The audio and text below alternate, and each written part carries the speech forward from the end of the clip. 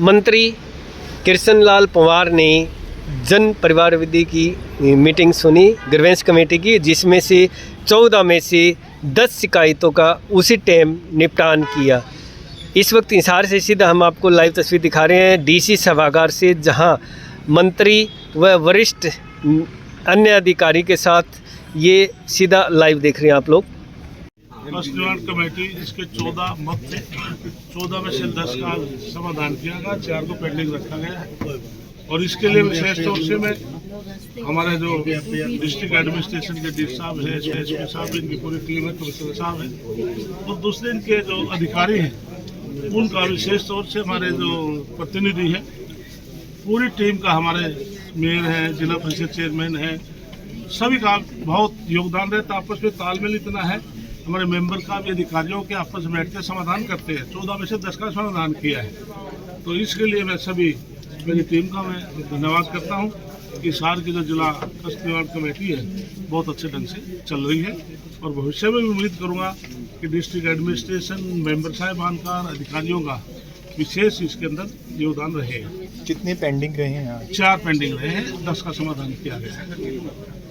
मंत्री जी, इससे थोड़ी सी हटके बात करते हैं। अभी राज्यसभा चुनाव जो हुए उसको लेकर कांग्रेस बार बार ये कह रही है कि कहीं ना कहीं साम दंड सारे तरीके अपनाए गए वोट हासिल करने के लिए, निर्दलीय प्रत्याशी के लिए। इसके लिए भारतीय जनता पार्टी केंद्रीय नेतृत्व और संगठन संजय भाटिया हमारा पार्टी का उम्मीदवार था, हमने उसको मत दिए हैं।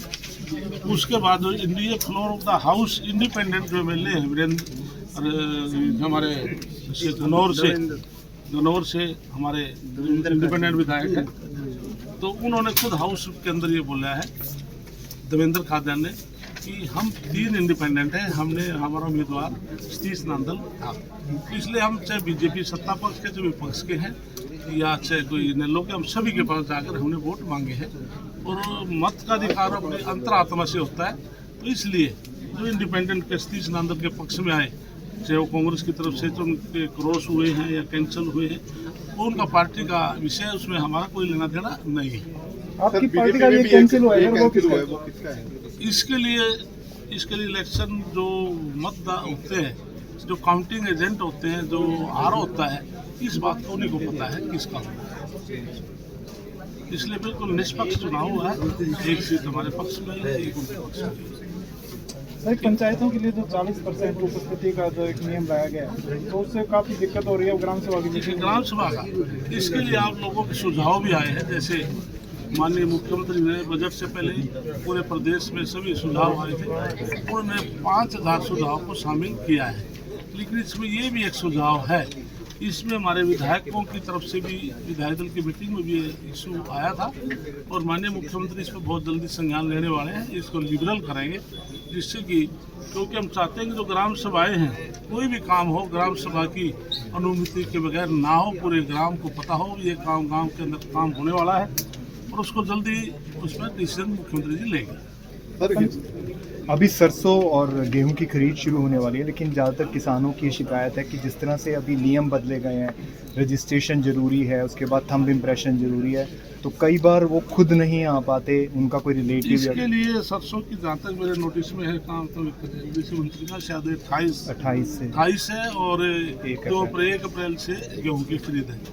इसके लिए विशेष मार्क्सर का है, क्योंकि विधानसभा में विपक्ष के लोगों ने उठाया था 17% मार्क्सर है, इसको बढ़ाया जाए, इस टाइप के सुझाव आए हैं। लेकिन ये सारी चीज़ केंद्र सरकार तय करता है, क्योंकि जब FCI की जो खरीद हो केंद्र सरकार की है, तो इसमें स्टेट गवर्नमेंट उसमें कोई निर्णय ले नहीं सकती।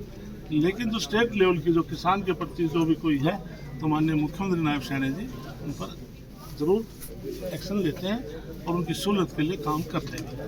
सर, जैसे प्राइवेट कॉलोनियाँ कटती हैं, उसके बाद जैसे मकान बन जाते हैं, उसका पीला पंजा पहुँचता है, उससे पहले कार्रवाई। देखो, इसके लिए मैंने पहले आपके बीच में ही मैंने कहा था कि लीगल कॉलोनी काटना अनऑथराइज है, और उसके लिए समय समय पर सरकार की तरफ से हमारे DCP लगे हुए हैं, उनको डिमोलिश भी करते हैं। इसलिए सरकार ने अब हमने तय किया है कि 71 पूरे प्रदेश में 71 छोटे बड़े शहरों में 849 नए शहर के उसके सेक्टर काटे जाएंगे HSSVP के, इसमें जिस प्रकार की इलीगल जो कॉलोनियाँ हैं वो ऑटोमेटिक रुक जाएंगे।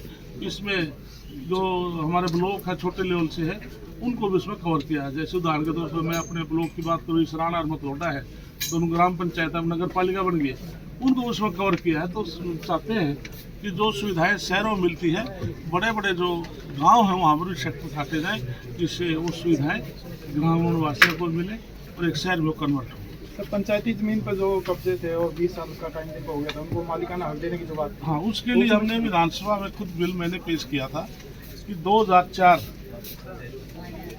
से पहले जिनके 20 साल से वहाँ पर लोग गलती से किसी ने से कोई भी किसी समाज का व्यक्ति है मकान बना लिया, तो वो तालाब में ना के ज़मीन में ना हो, खिलनी में ना आता हो, एग्रीकल्चर भूमि में ना हो, तो पंचायत की भूमि में भी मकान है तो 500 गज तक हम उसको मालिकाना हक देंगे। लेकिन कोई खाली प्लाट की चार दीवारी कर रखा है उसको मिला, जो कंस्ट्रक्शन होगी, जितनी कंस्ट्रक्शन होगी उसकी फरमाइश कर करके उसको मालिकाना हक उसके रजिस्टर करा देंगे। 2004 का जो कलेक्ट्रेट है उसके आधार पर उसको मालिक बना देंगे। सर हाथी तो जिला बन गया, बाकी जिले सर पेंडिंग है, गोहाना भी है। इसके लिए क्योंकि माननीय मुख्यमंत्री जी उस कमेटी का चेयरमैन की जिम्मेवारी मेरे पास थी और महिपाल राणा मंत्री उसके सदस्य थे, हमारे विपिन गोयल मंत्री सदस्य थे, श्याम सिंह राणा मंत्री सदस्य थे और होम सेक्रेटरी भी सदस्य थी। ये 31 दिसंबर 2025 तक ये वैलिड थी कमेटी। अब क्योंकि 1 जनवरी 2026 से अब सेंसस शुरू हो गया है, ये पूरा साल भर चलेगा 31 दिसंबर 2026 तक, तो 2027 में फिर कमेटी बनेगी। तो एक जो हांसी जिला बनाया तो हमारी कमेटी द्वारा रिकमेंडेशन से माननीय मुख्यमंत्री नायब सैनी को बढ़ाया था। अब 1 साल अभी कोई जिला बनने वाला नहीं है, तो अब कमेटी भी फिर नई बनेगी। तो उसके लिए 2027 में फिर नई कमेटी फिर सरकार गठित करेगी। धन्यवाद। Thank you.